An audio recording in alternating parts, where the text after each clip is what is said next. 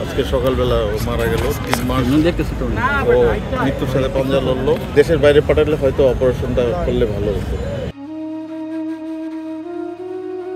৩ মাস মৃত্যুর সঙ্গে লড়াই করে অবশেষে হার মানলেন বৈষম্য বিরোধী ছাত্র আন্দোলনে অংশ নিয়ে আহত হওয়া শহীদ সোহরাওয়ার্দী কলেজের রাষ্ট্রবিজ্ঞান বিভাগের শিক্ষার্থী আব্দুল্লাহ। ১৪ নভেম্বর বৃহস্পতিবার সকাল ১০টার দিকে সম্মিলিত সামরিক হাসপাতাল সিএমএইচ-এর আইসিইউতে চিকিৎসাধীন অবস্থায় মৃত্যুবরণ করেন তিনি। বৈষম্য বিরোধী ছাত্র আন্দোলনের স্বাস্থ্য উপকমিটির সদস্য শাহরিয়ার মোহাম্মদ ইয়ামিন এ তথ্য নিশ্চিত করেছেন। জানা গেছে, বংশাল থানার সামনে গুলিবিদ্ধ হন আব্দুল্লাহ। তার গ্রামের বাড়ি যশোরের বেনাপোলে। আন্দোলনের শুরু থেকে সক্রিয়ভাবে যুক্ত ছিলেন রাষ্ট্রবিজ্ঞান বিভাগের ৩য় বর্ষের এই শিক্ষার্থী। আব্দুল্লাহর সহপাঠীরা জানান, তার কপালের মাঝ বরাবর গুলি লেগেছিল। গুলিবিদ্ধ হওয়া স্থানে বড় গর্তের সৃষ্টি হয়। অল্পের জন্য ব্রেন রক্ষা পায়।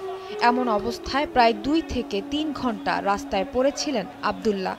সেখান থেকে তাকে উদ্ধার করে প্রথমে মিটফোর্ট এবং পরে ঢাকা মেডিকেলে নেওয়া হয়। সেখানে রাত ৩টা থেকে ভোর ৬টা পর্যন্ত অপারেশনের পর ডাক্তাররা তাকে আশ্বস্ত করেন সুস্থ হওয়ার ব্যাপারে। এর ২ দিন পর তাকে হাসপাতাল থেকে রিলিজ করে দিলে বাসায় চলে যান তিনি। আব্দুল্লাহর পরিবারের সদস্যরা জানান, যশোরে যাওয়ার পর ব্যথা বাড়লে আবার ঢাকা মেডিকেলে আনা হয় তাকে। চিকিৎসকরা মাথার ভেতরে ইনফেকশন হয়েছে বলে জানায়। ঢাকা মেডিকেল কলেজ হাসপাতালে ফের অপারেশন করা হয়। অবস্থার উন্নতি না দেখে বাংলাদেশ নৌবাহিনীর সহযোগিতায় তাকে ২২ আগস্ট ফের সিএমএইচ-এ স্থানান্তরিত করা হয়। তারা আরও জানান, সিএমএইচ-এ আব্দুল্লাহর প্রথম অবস্থায় উন্নতি দেখা গেলেও কিছুদিন পরে তাকে লাইফ সাপোর্টে নিতে হয়। ইন্টারনাল ব্লিডিংয়ের কারণে তার মাথায় ব্লাড ইনফেকশন হয়েছে বলে চিকিৎসকরা জানায়।